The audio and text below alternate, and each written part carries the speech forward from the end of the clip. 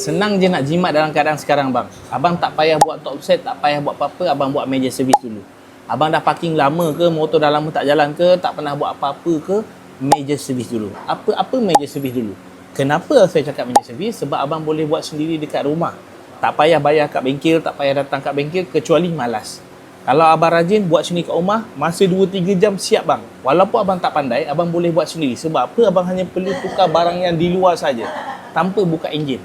Spark plug, oil filter, minyak enjin, coolant, air filter, cuci tutup bodi, cuci kotak angin, tukar fuel filter. Semua ni abang boleh buat sendiri dekat rumah, hanya beli toolbox set saja. Boleh menjimatkan abang, tak payah keluar lagi bang duit banyak-banyak dalam keadaan ekonomi zaman sekarang ni. Tapi kalau abang malas, link di bio, package saya dah sediakan, standard saja, Modi jangan datang. Bye bye.